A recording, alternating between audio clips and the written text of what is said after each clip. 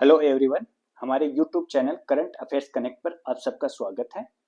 आज की क्लास में हम डेली करंट अफेयर्स की सीरीज में 26 मार्च का करंट अफेयर डिस्कस करेंगे। तो चलिए शुरू करते हैं आज की क्लास। पहला टॉपिक है भारत तथा सिंगापुर के मध्य ग्रीन शिपिंग और डिजिटल कॉरिडोर सहयोग पर आज से पत्र पर हस्ताक्षर। सिंगापुर मैरीटाइम वीक के दौरान केंद्रीय बंदरगाह, नौवयन और जलमार्ग मंत्री सर्बानंद सोनोवाल की उपस्थिति में मंत्रालय के संयुक्त सचिव आर लक्ष्मणन और सिंगापुर के समुद्री और बंदरगाह प्राधिकरण के मुख्य कार्यकारी अधिकारी टेओ इंग दी ने हस्ताक्षर किए हैं। अब ये आज से पत्र है क्या? तो इसके तहत दोनों पक्ष समुद्री डिजिटलीकरण और डिकार्बोनाइजेशन परियोजनाओं पर सहयोग करेंगे, जिसमें प्रासंगिक हितधारकों की पहचान करना शामिल है। इस प्रयास में योगदान दे सकते हैं। और भारत सिंगापुर ग्रीन और डिजिटल शिपिंग कॉरिडोर पर समझौता ज्ञापन के माध्यम से साझेदारी को औपचारिक बनाने की दिशा में काम करेंगे।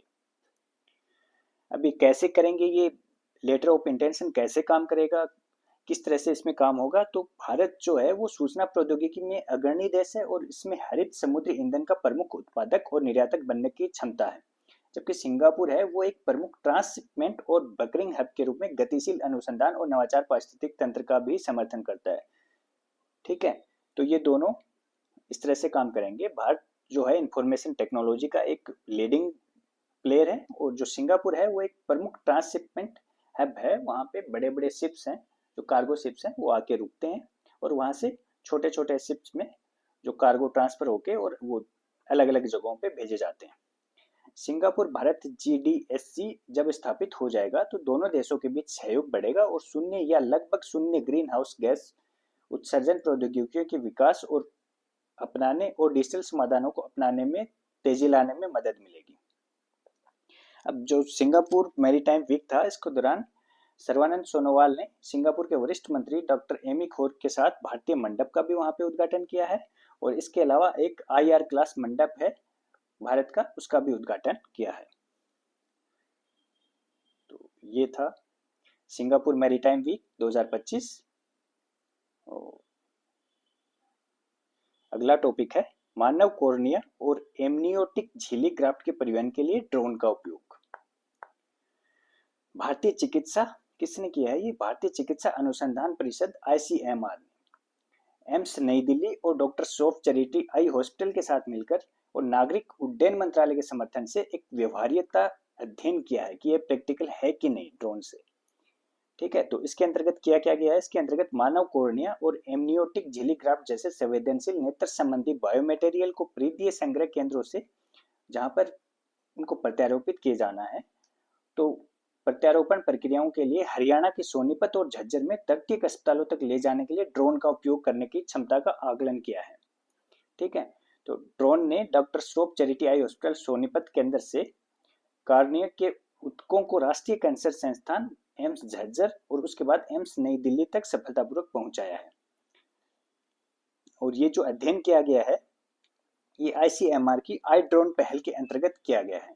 तो ये आई ड्रोन पहल क्या है, चलो देखते हैं। आई ड्रोन पहल, आई ड्रोन पहल का फुल फॉर्म है ICMR drone response and outreach for north east. इस पहल को ICMR द्वारा 2021 में प्रारंभ किया गया था। इसका उद्देश्य प्रारंभ में पूर्वोत्तर भारत, मणिपुर और नागालैंड के दुर्गम क्षेत्रों में टीके और चिकित्सा आपूर्ति पहुंचाने के लिए ड्रोन का उपयोग करने की व्यवहार्यता का आकलन करना था।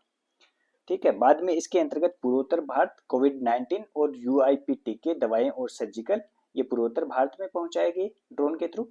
हिमाचल प्रदेश, यहाँ के ऊंचे इलाकों और शून्य से नीचे के तापमान में दवाएं और नमूने वहां पर पहुंचाए गए। कर्नाटक में इंट्रा ऑपरेटिव ऑनको सर्जिकल नमूने पहुंचाए गए और तेलंगाना में टिब्बी थूक के नमूने हैं उनको ड्रोन के थ्रू ट्रांसफर किया गया।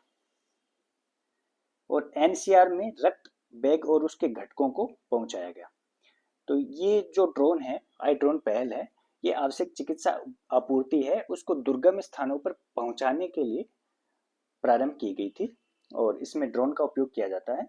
तो ये थी आई ड्रोन पहल। देखिए ये इसमें दिखा रखा है, ड्रोन है और इसमें जो मेडिकल इक्विपमेंट वगैरह है वो लोड करके और फिर भेजे जाते हैं। ये यहाँ पे टीके वगैरह इस बॉक्स में रखे हुए हैं और ये ड्रोन के थ्रू पहुंचाए जाएंगे।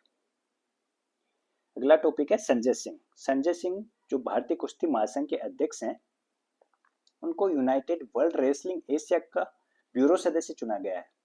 ये भारतीय कुश्ती महासंघ है, ये कुश्ती के लिए एक संगठन है भारत का जो उसको रेगुलेट करता है, और इनको अब यूनाइटेड वर्ल्ड रेसलिंग एशिया का ब्यूरो सदस्य चुना गया है। अगला टॉपिक है तेलंगाना को 100 दिवसीय टीबी मुक्त भारत अभियान के दौरान टीबी परीक्षण में उत्कृष्टता के लिए राष्ट्रीय पुरस्कार मिला है। ठीक है, तो ये किस लिए मिला है?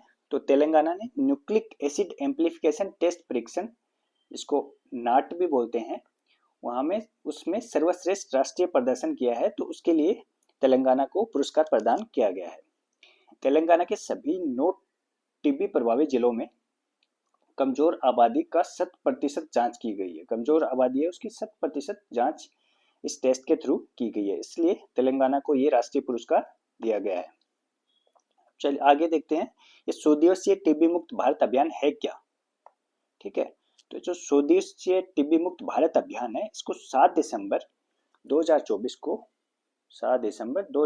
को केंद्रीय स्वास्थ्य और परिवार कल्याण मंत्री जगत प्रकाश नड्डा द्वारा हरियाणा के पंचकुला से प्रारंभ किया गया था। ठीक है, कहां से प्रारंभ किया गया था? हरियाणा के पंचकुला से। तो इसका उद्देश्य क्या था? तो इसका उद्देश्य था टीबी के मामलों की पहचान में सुधार करना, ठीक है, निदान में देरी को कम करना, और विशेष रूप से कमजोर आबादी के लिए उपचार के परिणामों को बढ़ाकर टीबी के खिलाफ लड़ाई को तेज करना है। तो क्या उद्देश्य है इसका? कि जो टीबी के मामले हैं उनको आइडेंटिफाई किया जाएगा, उसमें आइडेंटिफिकेशन में, डायग्नोस करने में उसमें सुधार किया जाएगा, और उनका जो उपचार होता है उसमें जो देरी होती है उसको कम किया जाएगा। जो कमजोर आबादी है उसके लिए जो ट्रीटमेंट है उसको अवेलेबल करवाया जाएगा, और टीबी को खत्म करने के लिए इसमें आगे कार्रवाई की जाएगी। तो ये जो 100 दिवसीय टीबी मुक्त भारत अभियान था, ये 33 राज्यों और केंद्र शासित प्रदेशों के 347 जिलों में प्रारंभ किया गया था। कितने जिलों में प्रारंभ किया गया था? 347 जिलों में, 33 राज्यों और केंद्र शासित प्रदेशों के। ठीक है, तो अब जो टीबी के केसेज हैं वो इंडिया में अभी फिलहाल कितने हैं वो इस ग्राफ में दिखाया गया है। तो ये जो 2024 के आंकड़े हैं जनवरी दिसंबर के, तो ये हैं 23,94,292। ये अभी तक टीबी केसेज भारत में पाए जाते हैं। और भारत ने टीबी के उन्मूलन के लिए जो लक्ष्य निर्धारित किया है वो कब का किया है? तो ये है 2025 तक, और जो संयुक्त राष्ट्र का जो टारगेट है वो है 2030 तक। तो संयुक्त राष्ट्र सतत विकास लक्ष्यों के हस्ताक्षरकर्ता के रूप में भारत ने 2030 की एसडीजी समय सीमा से 5 साल पहले 2025 तक टीबी को खत्म करने के लक्ष्य को पूरा करने के लिए भारत प्रतिबद्ध है। ठीक है, तो टीबी का उन्मूलन 2025 तक भारत करने की कोशिश कर रहा है। अगला टॉपिक है golden peacock innovative product service award 2025। तो ये अवार्ड किसको प्रदान किया गया है? ये प्रदान किया गया है बेंगलुरु ट्रैफिक पुलिस को। और किस लिए दिया गया है ये? तो ये बेंगलुरु ट्रैफिक पुलिस को उनकी एक ट्रैफिक मैनेजमेंट की पहल है एस्ट्रेम। एस्ट्रेम का फुल फॉर्म है actionable intelligence for sustainable transformation management. ठीक है, तो इसके लिए बेंगलुरु ट्रैफिक पुलिस को यह अवार्ड दिया गया है। एस्ट्रेम एक स्मार्ट ट्रैफिक इंजन है जो बेंगलुरु शहर के लिए सड़क यातायात परिदृश्य में समग्र जानकारी प्रदान करता है। पूरा जो ओवरव्यू है ट्रैफिक का वो ये दिखाता है। और इसका उद्देश्य क्या है? इसका उद्देश्य है प्रभावित ट्रैफिक प्रबंधन नहीं है, ये प्रबंधन के लिए डेटा संचालित निर्णय लेने में सक्षम बनाना। ठीक है, ये इसका उद्देश्य है। इसमें भीड़ भाड़ की चेतावनी, ऐप का उपयोग करके घटना की रिपोर्टिंग। ठीक है, ये बेंगलुरु पुलिस का ऐप है, बेंगलुरु ट्रैफिक पुलिस BTP का ऐप है। तो उसका उपयोग करके घटना की रिपोर्टिंग करना, विशेष घटना प्रबंध, कोई स्पेशल घटना, कहीं पे कोई प्रोग्राम हो, कोई रैली वगैरह हो, तो इस तरह की घटना का प्रबंधन और डैशबोर्ड एनालिटिक्स इसमें शामिल है। ठीक है, तो ये पुरस्कार बेंगलुरु ट्रैफिक पुलिस को 22 अप्रैल को अल हब्तूर सिटी दुबई में प्रदान किया जाएगा। ठीक है, तो ये है बेंगलुरु ट्रैफिक पुलिस का नवाचार है। इसमें जो स्कूल के लिए इस तरह के बोर्ड लगाए गए हैं, ये स्कूल जोन का बोर्ड इस तरह का लगाया गया है। तो इसके लिए बेंगलुरु ट्रैफिक पुलिस को ये अवार्ड दिया गया है, golden peacock innovative product service award 2025। अगला टॉपिक है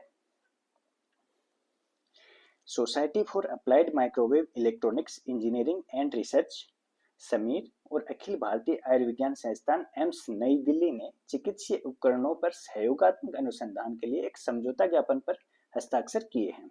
ठीक है, तो एम्स दिल्ली ने किसके साथ हस्ताक्षर किए हैं? ये है society for applied microwave electronics engineering and research Sameer. ठीक है, और किस लिए किए? ये किए गए हैं चिकित्सा उपकरणों पर सहयोगात्मक अनुसंधान के लिए। ठीक है, तो ये एग्रीमेंट हुआ है। और दूसरा है भारत सरकार के सांख्यिकी और कार्यक्रम कार्यान्वयन मंत्रालय और भारतीय प्रबंधन संस्थान अहमदाबाद IIM अहमदाबाद के मध्य डेटा संचालित नीति और नवाचार को मजबूत करने के लिए समझौता ज्ञापन पर हस्ताक्षर किए गए हैं। ठीक है, तो ये भारत सरकार के सांख्यिकी और कार्यक्रम कार्यान्वयन मंत्रालय और IIM अहमदाबाद के बीच में समझौता हुआ है। ठीक है, और किस लिए हुआ है? डेटा संचालित नीति और नवाचार को मजबूत करने के लिए। ठीक है, अगला टॉपिक है राजीव गौबा। तो राजीव गौबा को ये चर्चा में क्यों है? राजीव गौबा को अभी नीति आयोग का पूर्णकालिक सदस्य केंद्र सरकार ने नियुक्त किया है, पूर्णकालिक परमानेंट मेंबर नियुक्त किया है। राजीव गौबा पूर्व कैबिनेट सचिव रह चुके हैं। ठीक है, भारत सरकार के पूर्व कैबिनेट सचिव रह चुके हैं। अब नीति आयोग के बारे में देख लेते हैं थोड़ा सा।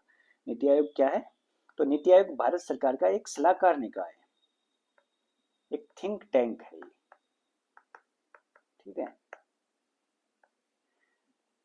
भारत सरकार का एक थिंक टैंक है, भारत सरकार को सलाह देने का काम करता है। और इसकी स्थापना भारत सरकार के एक प्रस्ताव के द्वारा 1 जनवरी 2015 को योजना आयोग के स्थान पर की गई थी।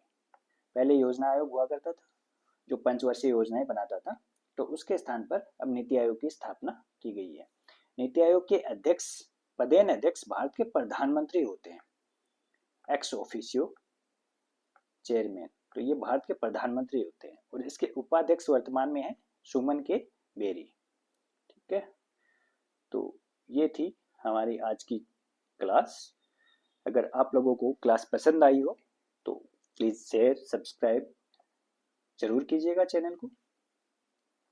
चलिए मिलते हैं कल की क्लास में। Thank you.